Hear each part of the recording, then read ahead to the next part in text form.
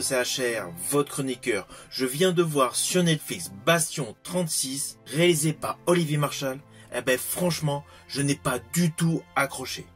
Le film est bourré de défauts. Naturellement, il faut que je vous en parle. Mais avant cela, n'oubliez pas, si vous n'êtes pas abonné, pensez à le faire, pensez à la petite cloche pour notif, et surtout, pensez à me mettre en commentaire ce que vous avez pensé de ce film Bastion 36, disponible sur Netflix. Let's go! Alors sur le fond, Olivier Marchal est un réalisateur que j'apprécie. J'avais notamment largement apprécié son film 36 quai des Orfèvres. Et justement, ce film portant le titre Bastion 36, je me suis dit, on va avoir un film de qualité, un film dans la même veine. Eh bien, je vous le dis tout de suite, ce n'est pas du tout le cas. Pourtant, le film avait un pitch de base intéressant, qui est le suivant.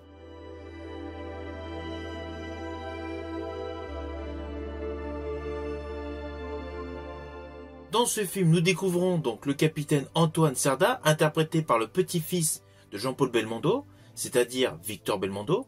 Il est donc capitaine à la BRI. Il est muté à la BAC à la suite d'une sanction par l'inspection générale. Implicitement, il s'écarte de son groupe de la BRI et plusieurs mois après, plusieurs membres de son unité sont tués.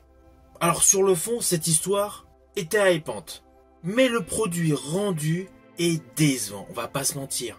Le film est beaucoup trop long, il dure plus de 2 heures. Honnêtement, un petit 90 minutes aurait largement suffi, car il y a certes l'histoire principale, mais tous les petits arcs narratifs qui ne servent à rien et qui alourdissent le rythme scénaristique de ce film gâchent totalement le film.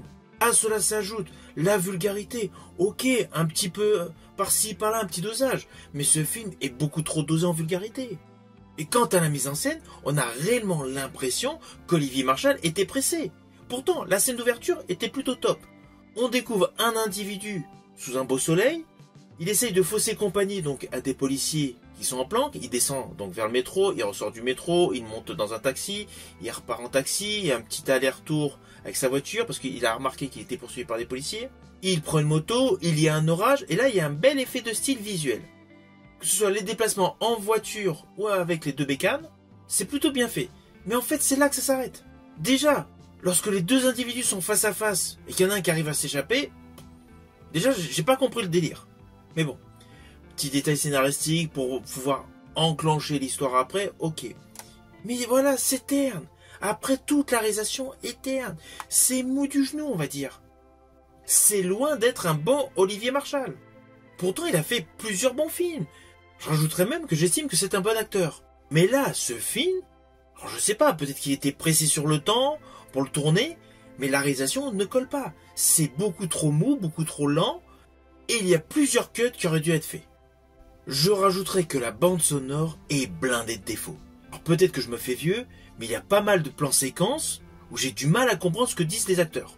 Et malgré la distribution qui sur le papier est plutôt bonne, cela se voit, les acteurs n'y croient pas. Ils ne croient aucunement à leur rôle. De ce fait, leur jeu est médiocre. Vous avez pu remarquer sur ma chaîne que je suis très ouvert en termes de diversité de films que j'apprécie, que ce soit film ou série d'ailleurs. Mais là, je peux vous affirmer que ce film, Bastion 36, est un ratage complet en termes de réalisation. Et vu qu'Olivier Marchal a jadis fait de très bons films comme Les Lyonnais, je pense que pour le tournage de celui-ci, il devait être pressé par le temps. Sinon, il n'y aurait pas autant d'erreurs. Toute la mise en scène est plantée. Alors au final, naturellement, ce n'est pas du tout un film que je vous invite à découvrir. Ce film est un véritable naufrage. Je vous dis à bientôt pour une prochaine vidéo.